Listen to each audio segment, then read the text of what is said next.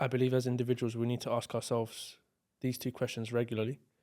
One being, what is Ethan doing really well that's making him be a good entrepreneur, good friend, whatever? And what's one thing that Ethan needs to work on to be that better friend, to be that better entrepreneur? Like, starting off with the negative, what is not necessarily negative, but what's one thing that you need to work on that will help you be a better person, better entrepreneur? Could be a habit that you need to work on. Doesn't necessarily have to be related to business. It could be something in your personal life, reaching out to friends. Like, what would that one thing be? I think that's Reach out to friends. yeah. A lot of people say that. That's been my one thing, but I've been so. What would you say? I've been so. For the word I'm looking for is like I've been so motivated to do that. I've been so like every opportunity I have. If a friend comes into my mind and I think about that friend, instead of just thinking about them, letting the time go past, and it's just like then you see them next. Oh, I was thinking about you. Yeah. Message them. Message them. As soon as that person's name comes into my head, I'm messaging them. I'm just picking up the phone, giving them a call. If they don't answer, I'm just sending a message. Hey, bro, just checking in, hoping you're all good. Have a great week. That's it. Or just be like, hey, sis, like that. That's it. That was one thing that I took my eye off the ball. It's just making sure you are constantly solidifying your relationships with your people, which I thought I did just by the energy I'd always give them when I see them, because I want them to know how much I love my friends and stuff like that. Yeah. But it's important for them to also hear it in words, see you taking more action to maybe go above and beyond for them. Like even for example, the reason why I said I was tired, because I went to one of my friends last night, and it was spontaneous. They live quite far from myself, but it was the opportunity to go. The opportunity was there. Instead of, I didn't want to be the person to say no, because they come to me all the time when I ask them to. So I just said, you know what, I'm gonna go, because I do want to see you. I do miss our time together. So let me just go and see how you're doing. Do you feel like relationships are energy, like the energy that you put in is the energy that you get back? So if I message you, I should expect you to message me back, or are you messaging regardless of whether they don't check in on you? I think it's nice for it to be a two-way thing. It depends on the type of friend you are, though. Yeah. I'm a low-maintenance friend. I am so low maintenance. Don't message me, but if I see you in 6 months' time, it is still all love. Yeah. Life happens, life gets in the way. Yeah, we're adults. I understand that, but you just need to understand who your friends are. Because I've got friends that I don't need to do that to, but then I've got friends that I dare not do that to. Do you get what I mean? Yeah, exactly. I dare not message you for 3 months and try and walk into your life like everything's okay. Yeah. They look at me like, you haven't checked in. You haven't checked in. X, Y, and Z happened. This person's this has happened. This has happened, and then you feel super guilty, and it's like, no, like I've just been super busy. Yeah. So it just know who your friends are. But me, I'm low maintenance. Yeah. If I even message you and you don't reply, I feel no type of way about it. Yeah. It's a good way to go about it. What's one thing that you're doing really well? One thing I am doing really well is probably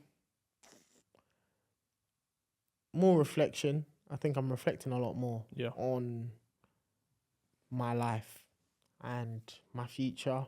You know, when sometimes I think I'm reflecting more in the present, how I feel in the present moment.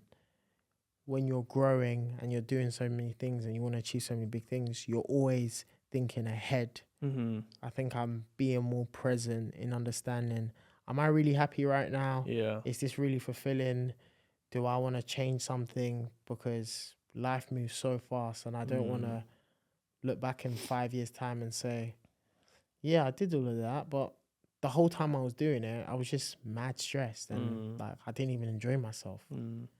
I'm trying to now very much find a good balance. I know everyone says there's no work-life balance, which I agree.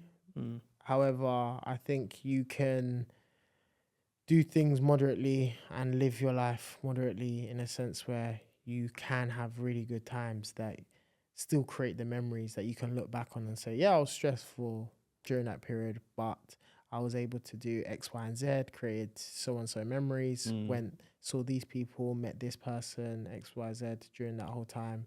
So I think I'm being more reflective. And do you journal? Yes, I started journaling Yeah. this year. Yeah. This year I started taking it more seriously with the app. I didn't even know Apple had an app, like a journal app. So I've been using that a lot.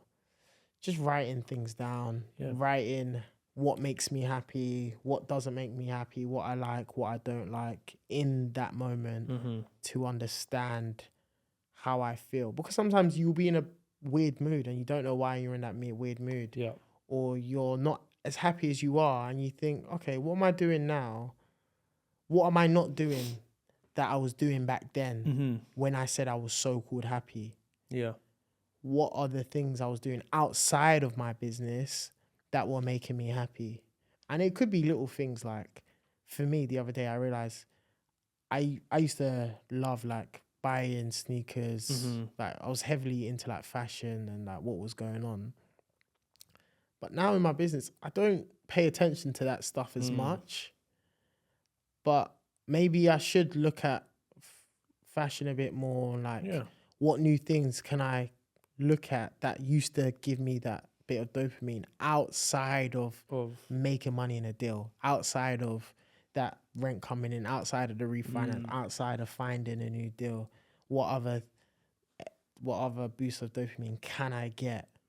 Because you can't live and die by your business. Well, you can, but I don't want to do that. Yeah. You're not a robot at the end of the day. And I think when people get so stuck in their business, they lose track of what they like to do or their habits. Like for me, I'm very heavily into perfumes. Yeah. And that's what makes me happy. Buying new perfumes, smelling new perfumes.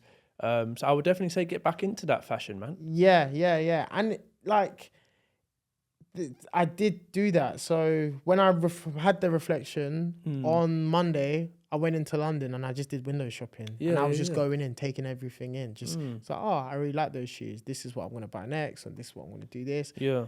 And so on. So just thinking about like consistently playing sports. Like David Lloyd got rid of the badminton court. Don't know why they did that. Don't know super annoyed.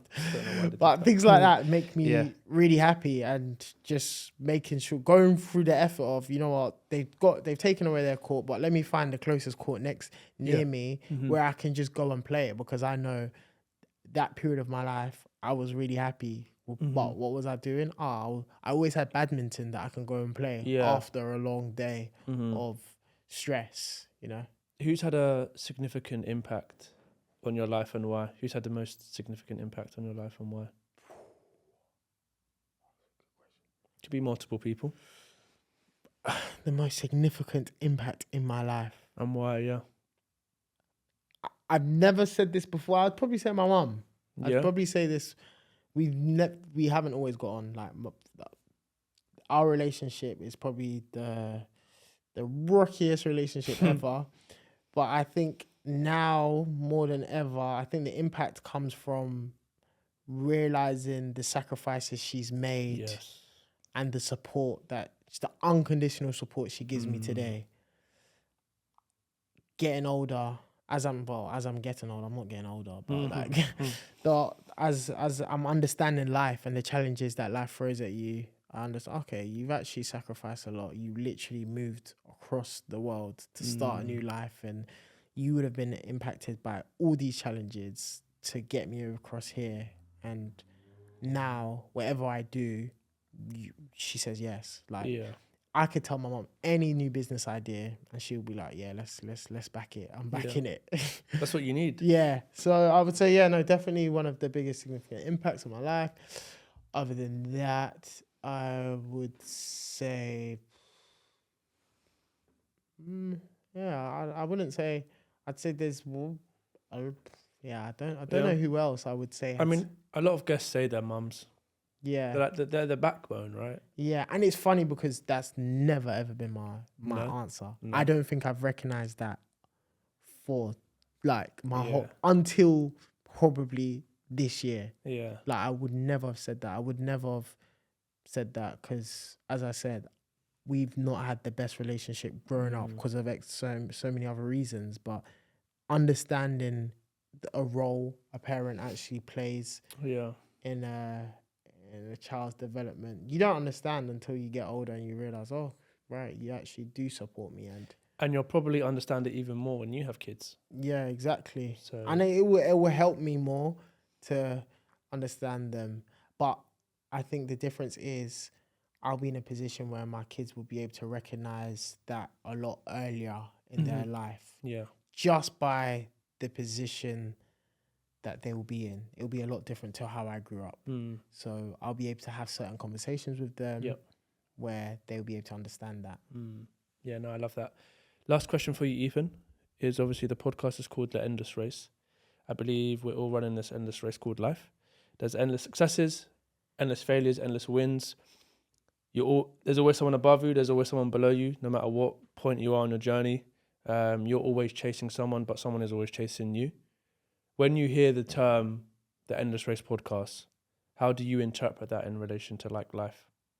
I would say, that's an amazing question. Deep one, right? Yeah, I would definitely say when I'm thinking about the endless race, it would be the endless race to learning about yourself.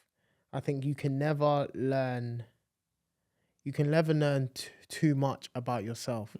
Every day you learn something new about yourself, and that is what I'm realizing as time goes on. There's something new that I'm interested in. There's different perspectives. There's things that I'm exploring that I realize, oh, I really enjoyed this. Different things that I find fulfilling, different purposes. Like you're always trying to find a new purpose, trying to find something that fills you, just constantly learning about yourself. So when I think about the endless race, it's endless race to learning and understanding yourself. Does that sound deep? Yeah, no, I've never. I love that explanation. I hope it sounds a bit deep for the clips. Like there's not a glass ceiling. Yeah, You're changing every day. yeah, literally every single day. Yeah. Like I wasn't the same person I was on Monday because of something I listened to on the news. Now all of a sudden I've got a whole different opinion on this.